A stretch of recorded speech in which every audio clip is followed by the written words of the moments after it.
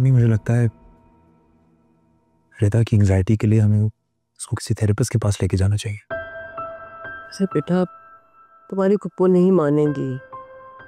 कहती हैं कि ये कोई इतनी बड़ी बात नहीं है।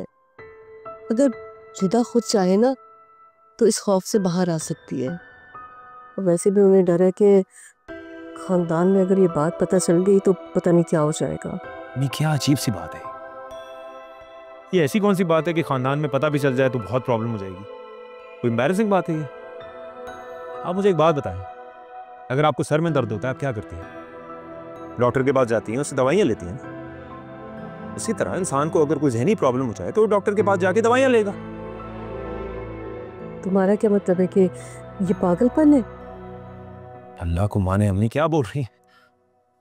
क्या पागलपन? मेरी बहन बहुत समझदार है, एक अक्लमंद लड़की है। तो मुझे बात समझ नहीं आती, किसी भी इंसान को थोड़ा सा जहनी प्रॉब्लम हो जाए ना तो उसको पागल करार दे दिया जाता है। खैर आप फिक्र ना करें, इसका मैं कोई ना कोई हल निकाल लूंगा। मेरी बहन है और वो मेरी जिम्मेदारी। देखो बेटा, अपनी पुप्पो से पूछे बगैर कुछ नहीं करना, वरना वो बहुत नाराज हो जाएंगी। आई नो, आज तक हमने पप्पू से पूछे बगैर कुछ किया है जो आप करेंगे? आप फिक्र ना करें। अच्छा, आप रिदा को बुला लो, मैं खाना लगा लेती हूँ। हाँ मैं बुलाता हूँ।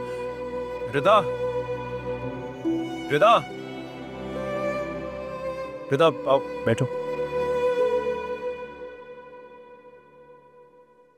अच्छा, मैंने सुना है कि तुम लोग घर की बड़ी सफाई कर रहे थे आज, क्यों?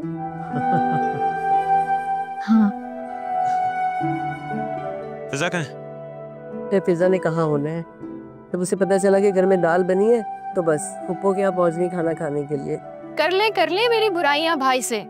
सीख कबाब लेकर आई हूँ। वैसे तो फुप्पो ने अपनी बहू के लिए भेजे, लेकिन अगर वो चाहें तो किसी और से शेयर भी कर सकते हैं। अरे वो मुझे वो तो बताओ, जो फेसबुक पे ने दोस्ती कराई है, कहाँ तक पहुंची? ना पूछे भाई, दोस्ती की ट्रेन फुल स्पीड से दौड़ रही है। अभी भी नीचे बैठी ना जकिया आंटी से बात कर रही थी।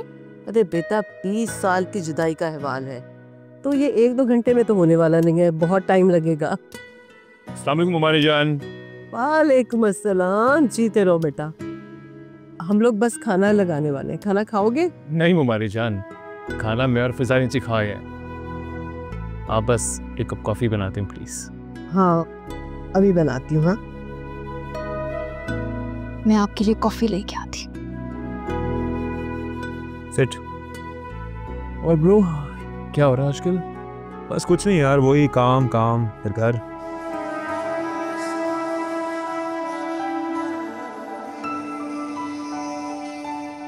तुम्हारी तबीयत कैसी हो?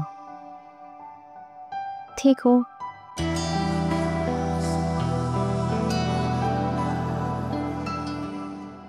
आप अच्छा नहीं कर रहे सईद साहब। मेरी बेटी का रिश्ता उसकी मर्जी के बगैर नहीं हो सकता। That's it.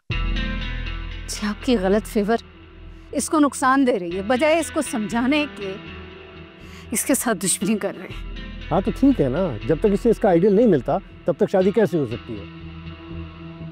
आइडियल का बुखार इसके सर से नहीं उतर रहा। कितने अच्छे अच्छे रिश्ते ठुकरा दिए हैं इसने। और देखें जरा, उम्र निकलती जा रही है इसकी। हाँ, मेरी उम्र तेजी से निकले जा रही है और सबकी निकलती है, मगर इसका मतलब ये नहीं है कि मैं आपकी इमोशनल ब्लैकमेलिंग का शिकार होकर अपनी सोच बदल लूंगी। मेरे होते हुए मेरी बेटी को कोई ब्लैकमेल नहीं कर सकती। और तुम्हारी माँ का अगर बस चले ना तो ये राह चलते किसी को भी पकड़कर बस तुम्हारा निकाह करवा दे। थैंक यू बाबा। मॉम, आपको ये बात समझ में क्यों नहीं आती? जब मुझे मेरी पसंद का, मेरी मर्जी का कोई मिलेगा तो मैं कर लूंगी शादी। अरे हमें कुछ पता भी तो चले तुम्हारी मर्जी और पसंद है क्या। अब ये मैं कैसे बता सकती हूँ?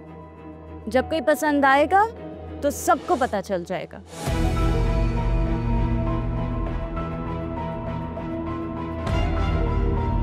क्या हो गया?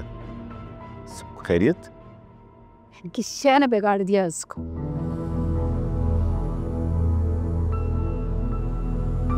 क्या हुआ बाबा?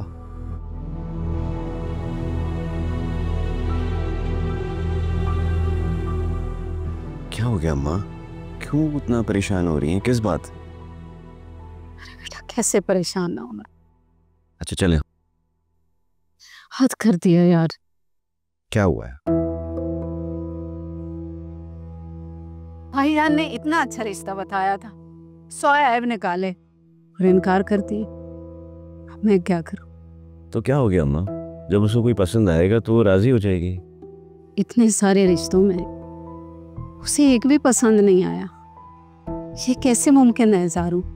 अम्मा आप जानती तो हैं उसको, उसके सामने आप कोई आम सी चीज़ भी रख देंगी तो हो सकेगी बहुत अच्छी है, और फिर कोई बहुत अच्छी चीज़ को वो कह सकती है कि ये बहुत बुरी है, तो छोड़ दें उसको।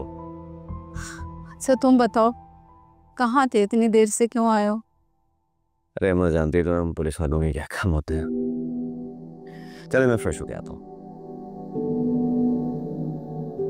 अल्लाह तुम्हें अपनी उस अमान में रखते।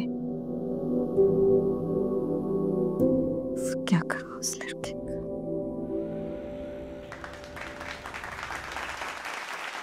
आई एम सो प्राउड कि हमारी फोर्स में ज़ारून जैसे बहादुर जवान मौजूद हैं।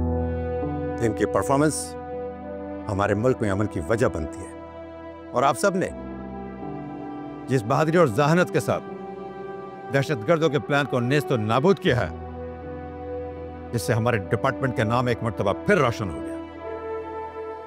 और आज की इस तकरीब का सेहरा एएसपी ज़ारून और इनकी टीम को जाता है, और मैं आप सबकी तालियों में एएसपी ज़ारून को दावत देता हूं कि वो स्टेज पर आए और अपनी बहादुरी का सर्टिफिकेट हासिल करें।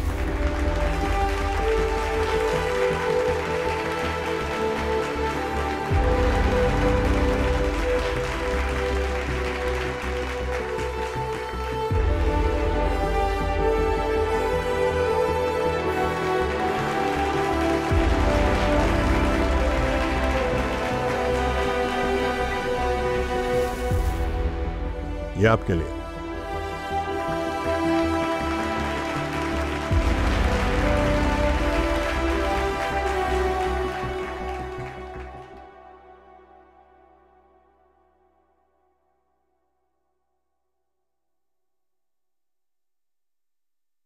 आई would like to thank you sir कि आपने हमारी एफर्ट को सराहा, क्योंकि ये जीत सिर्फ मेरी नहीं बल्कि मेरे जवानों की भी है।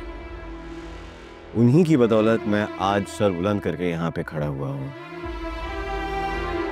इसलिए मैं चाहता हूँ कि सर ये सर्टिफिकेट सिर्फ मेरा नहीं बल्कि मेरे जवानों का भी है। और बस एक गुजारिश और करूँगा सर मैं आपसे कि जो कैश रिवॉर्ड आपने मुझे दिया है, मैं चाहूँगा कि ये आप प्लीज़ मेरी तरफ से as a token of gratitude मेरे जवानों में तकसीम कर दें।